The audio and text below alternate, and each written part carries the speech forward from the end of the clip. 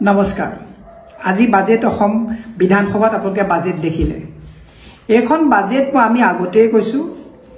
অসম চৰকাৰৰ যিখন বাজেট এই বাজেট বিলাক হৈছে বাকি আৰু ফাকি ঋণৰ ওপৰত নিৰ্ভৰশীল এখন বাজেট আগৰ বাজেট বিলাক বিলে যদি চাই আপুনি আগৰ বাজেটৰ কিমান শতাংশ আপোনাৰ ইয়াত ব্যৱহাৰ হল কিমান ৰাহি হল এই কথা বিলাকলৈ আমি আজি নাযাওঁ বৰ্তমানৰ আগৰো যদি আপুনি বাজেট বিলাক চাই ইয়াত প্ৰডাক্টিভ কামত মাত্ৰ 19% বাজেট বিলাকত ব্যৱহাৰ হৈছে বাকি গুটেইখিনি আপোনাৰ হিতাধিকাৰীত ব্যৱহাৰ হৈছে আজিৰ বাজেট যদি আপোনালোকে ভালকে চাই এইখন বাজেটত প্ৰায় 1,30,00,000 মানুহক বেনিফিচিয়াৰী হজুৱাৰ মানে বাজেট কৰিছে মুখ্যমন্ত্ৰী আকৌ তাকে কলে সংবাদ মেলত কয় যে আপোনালোকে হিতাধিকাৰী কলে বেয়া পায় আপোনালোকে অৰুণোদয় দিলে বেয়া পায় আমি বেয়া পোৱাৰ কথাটো কোৱা নাই 1,65,850 কোটি টকা ধাৰ প্ৰত্যেক মাহতে 900,000 কোটি টকাকৈ ধাৰ লৈছে আৰু এইজন মুখ্যমন্ত্ৰীয়ে কৈছিলে 10 বছৰত তৰুণ গগৈ ডাঙৰীয়া যেতিয়া 10,000 কোটি টকা ধাৰত লগাই থৈ গৈছিলে তেওঁ কৈছিলে যে ৰাইজ চাওক তৰুণ গগৈ গোটেই অসমৰ যুৱ প্ৰজন্মক ধাৰত পুতকুৱাই থৈ গ'ল আমি কৈছো যে এখন ঋণৰ ওপৰত নিৰ্ভৰশীল বাজেট 1,30,00,000 আজি বেনিফিচিয়াৰী হৈছে আৰু মই মুখ্যমন্ত্ৰী কৰিছো যে 3,56,000 মানুহ আছে বাকিখিনিকো আপুনি বেনিফিচিয়াৰী বনাই দিয়ে না रहेगा বাস না रहेगा বাসুৰি আমাৰো কবলে কথা একো নাই সবেই হাত পাতিব গতিকে মুখ্যমন্ত্ৰীক এটা কথা কৈছে এখন বাকি ফাকি হিতাধিকাৰী ভোটাধিকাৰ সাব্যস্ত কৰিবৰ কাৰণে নিৰ্বাচনমুখী এখন বাজেট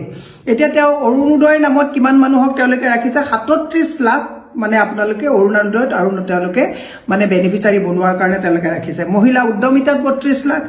নিযুত মাইনাত 4.3 লাখ চাহ শ্ৰমিকসকলক 6.8 লাখ তাৰ পিছতে আত্মনিৰ্ভৰত 6 লাখ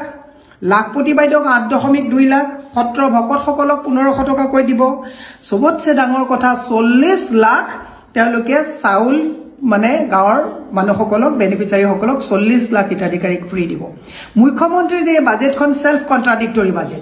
বাজেটখনত কোৱা হৈছে যে গ্ৰাম্য অঞ্চলৰ 84% মানুহক হিতাধিকাৰী হিচাপে তেওঁলোকে আঁচনি ভুক্ত কৰি লৈছে আৰু চহৰ অঞ্চলৰ 64% তেতিয়ালে ইয়াতে প্ৰমাণ পায় যে আজি তাৰিখত যে অৰ্থনৈতিকভাৱে কোনো উন্নত হোৱা নাই সকলো যে বেনিফিচিয়াৰী হৈ গৈছে ইয়াত যে কোনো উন্নয়ন হোৱা নাই এই কথাটো তেওঁলোকৰ কথাতে স্পষ্ট হৈছে দ্বিতীয় কথাটো যেতিয়া যে তাৰিখত নিযুক্তিৰ কথা লৈ চাই মই বাজেটখনত পঢ়িলো যে শ্ৰমিকৰ সংখ্যা আজি তাৰিখত বৃদ্ধি পাইছে শ্ৰমিক মানে স্কুল বন্ধ হৈছে লৰা ছোৱালীৰ হাতত নিবনুৱাৰ হাতত আজি তাৰিখত সংস্থাপন নাইকিয়া হৈছে গতিকে কম পইচাত হলেও শ্ৰম কৰিবলৈ কাৰণে সকলো আজি তাৰিখত দেখিছে মাষ্টাৰ ডিগ্ৰী হোল্ডাৰ লৰা ছোৱালী 4th গ্ৰেড চাকৰিৰ কাৰণে আজি তাৰিখত এপ্লাই কৰিবলগীয়া হৈছে এইখন বাজেট আমি এটা কথা কৈছো অসমৰ ৰাইজক কৈছো জাগক ইমান ধাৰৰ বুজা লৈছে আৰু এটা নিৰ্বাচনলৈকে 31,000 কোটি টকা তানে অলৰেডি 1,65,850 কোটি টকা ধাৰত আছে তাত আকৌ ফেব্ৰুৱাৰী আৰু মাৰ্চ মাহৰ 900 কোটি টকা ধাৰটো কমোৱাই নাই আকৌ 31,000 কোটি টকা ধাৰ হ'ব তানে প্ৰায় 2 লাখ ইলেকশ্যনলৈকে 2 লাখ হাজাৰ কোটি টকাৰ ওপৰত তেওঁলোকে মানে আপোনাৰ 2 লাখ কোটি টকাৰ ওপৰত তেওঁলোকে ধাৰৰ বুজা অসমৰ ৰাইজক দিব তৃতীয় ডাঙৰ কথাটো চাওক এইখন চৰকাৰৰ ম্যাদ আছে প্ৰায় 1 বছৰ এওঁলোকে আমাৰ ৰাজহুৱা সম্পদৰ যিবিলাক বন্ড আছে 19-20 বছৰৰ কাৰণে বন্ডবিলাক বন্ধ কৰি থৈছে তাৰমানে হিমন্ত বিশ্ব শৰ্মাৰ